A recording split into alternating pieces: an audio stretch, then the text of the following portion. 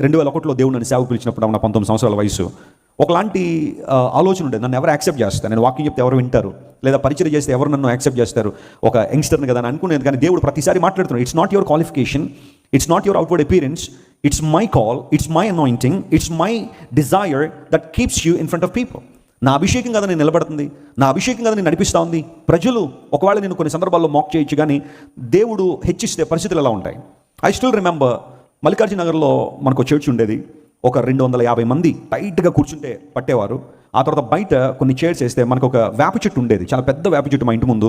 ఆ నీడలోనే చాలా మంది కూర్చునేవారు. ఆ బయట రోడ్డు మీద బైక్స్ అన్ని పార్కింగ్ పెట్టుకున్న, కార్లు మీద ఎక్కి వచ్చేవి కాదు. ఆ టైంలో అందరూ బైక్స్ మీద వచ్చేవారు. ఆ చైర్స్ అని వేసిన తర్వాత నేను ఒకసారి ఐ రిమెంబర్ 2001లోనో 2లోనో ఒకరోజు ఆదివారం మన చర్చ్లో ఇదివరకు ఉన్న ఆరాధనలో వర్షిప్ మెసేజ్ ఒకటి ఉండేది. ఆ తర్వాత మెయిన్ మెసేజ్ ఉండేది. వర్షిప్ మెసేజ్ నేను షేర్ చేస్తూ ఉంటే ఆ వెనకాల కూర్చున్న కొంతమంది నవ్వుకోవడం మొదలుపెట్టారు. ఐ క్లియర్లీ సా దట్ వాళ్ళు యాక్సెప్ట్ చేసే పరిస్థితులు లేరు. ఈ అబ్బాయి వాకింగ్ చెప్పడం ఏంటి, యవనస్తుడు వాకింగ్ చెప్పడం ఏంటి అన్నట్టుగా ఆ వెనకాల కూర్చుని వాక్యం వినడం మానేసి కామెంట్ చేయడం, నవ్వుకోవడం మొదలుపెట్టారు కొంతమంది. వాళ్ళు ఎవరో ఇప్పటికీ నాకు గుర్తుంది, కానీ నేను ఆ పేర్లు ఎత్తాలని అనుకోవట్లేదు.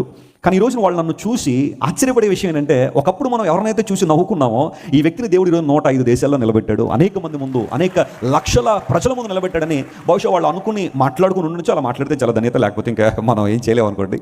సో ఇలాంటి ఇంటిమిడేషన్ లేదా హ్యూమిలియేషన్ అనేది కొన్నిసార్లు ఎదుర్కోవాల్సిన పరిస్థితి వచ్చింది. 2004లో దేవుని సన్నిధిలో కనిపెట్టాను, ప్రభువా I would like to do something great for you. ఏ ఏరియాలో నన్ను వాడుకోవాలనుకున్నావు అంటే, యవనస్తుల మంచి బలంగా నేను వాడుకుంటాను. దేవుని సన్నిధిలో ప్రార్థన చేసిన దేవుడు ఇచ్చిన ప్రేరేపణ Psalm 110:3, నీ యవనస్తుల్లో శ్రేష్ఠులు పరిశుద్ధ అలంకృతులై మంచు వలె అరుణోదయ గర్భంలో నీ యొద్దకు వస్తారు అనే ఒక్క మాట దేవుడు నన్ను పదే పదే సందర్శించడం ప్రారంభించారు. ఆ మాట నా మనసులో, నా ఆలోచనలో ఎప్పుడు ఉంటానే ఉండేది.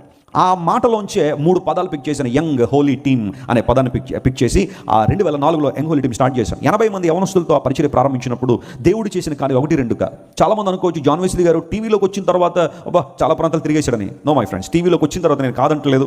నేను 2008లో బైబిల్ వండర్ స్టార్ట్ చేసిన తర్వాత ప్రపంచం అంతా పరిచయం అయ్యాను. కానీ అంతకు ముందే ఒక్కరోజు కూడా ఖాళీ లేకుండా తిరిగేవాడిని దేవుని స్వార్థ సభకు. ఎక్కడ పోస్టర్లు ఉండేవి కాదు, పాంప్లెట్లు కూడా వేసేవాళ్ళు కాదు. ఏదో పిలిచి, వెస్లీ గారు మా గ్రామంలో స్వార్థ ప్రకటించాలండి, వచ్చేటప్పుడు మీరు కీబోర్డ్ కూడా వాయిస్తారట కదండి, కొంచెం కీబోర్డ్ తెచ్చేసుకోండి వెస్లీ గారు. మీ బ్రదర్ గారు పాల్ గారు ప్యాడ్స్ వాయిస్తారట కదా, కొంచెం ఆయన కూడా మీ వెనకాల ఎక్కించుకుని వచ్చానంటే, నేనే స్పీకర్ని, నేనే సింగర్ని, ఆ తర్వాత నేనే మ్యూజిషియన్. అక్కడ కీబోర్డ్ వాయించేసి మళ్ళీ మెసేజ్ చెప్పేసి ఆ తర్వాత వాళ్ళు పెట్టిన భోజనం తినేసి ఇంటికి వచ్చేసేవాడిని.